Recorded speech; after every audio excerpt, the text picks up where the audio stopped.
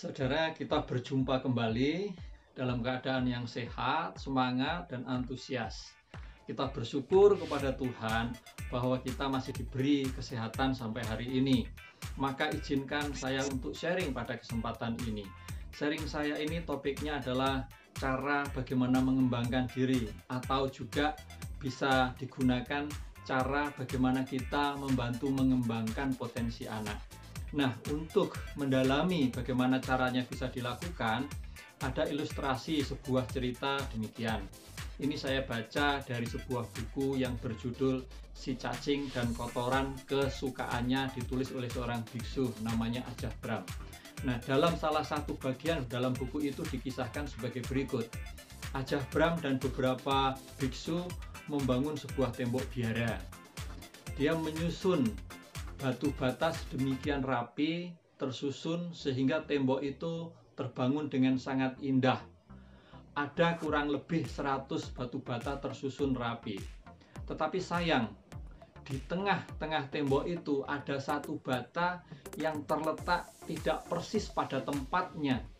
Nah, sehingga hal itu mengganggu pemandangan, mengganggu keindahan. Setiap kali Ajah Brahm dan biksu lewat di depan tembok itu, pandangannya selalu tertuju kepada batu bata yang terletak tidak pada tempatnya.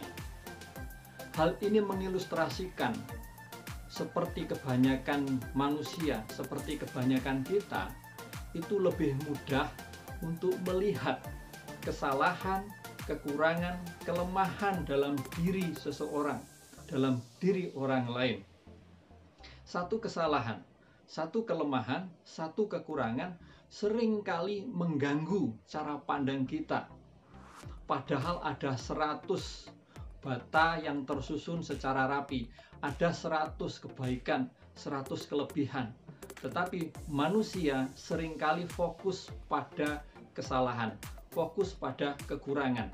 Nah, Ajah Brahm mau mengatakan kepada kita, kalau kita mau berkembang, kalau kita mau membantu mengembangkan potensi anak, jangan fokus pada kekurangan yang satu itu. Lihatlah, ada 100 hal yang positif, ada 100 kelebihan, ada hal-hal yang lain yang lebih indah daripada satu itu.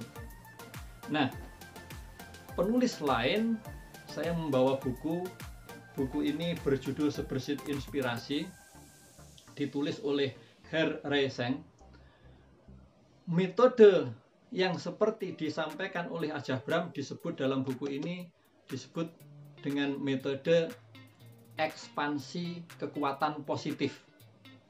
Di sini penulis mengatakan dengan sangat jelas, untuk mengembangkan potensi dalam diri seseorang, untuk mengembangkan potensi dalam diri anak, lakukanlah, berawallah dari hal positif dalam diri anak, hal positif dalam diri Anda.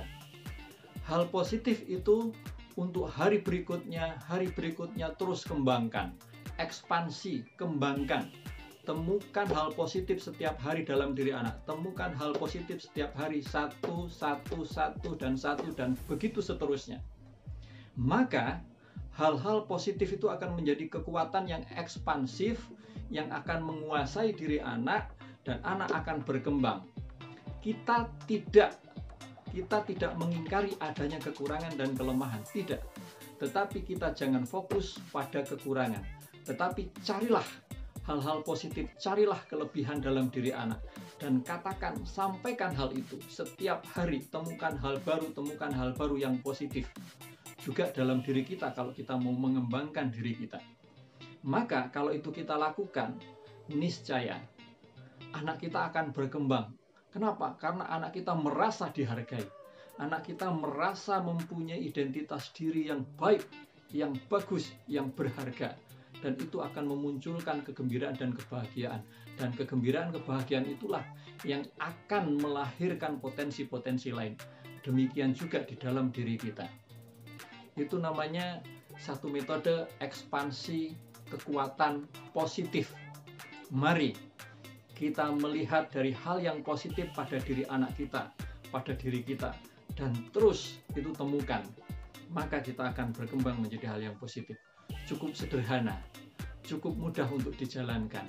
Dan saya yakin saya, Bapak Ibu, bisa melakukan itu. Mengapa? Karena pada prinsipnya kita ini diciptakan oleh Tuhan baik adanya. Dan karena itu kita bisa melakukan hal yang baik. Terima kasih, selamat mencoba, dan salam.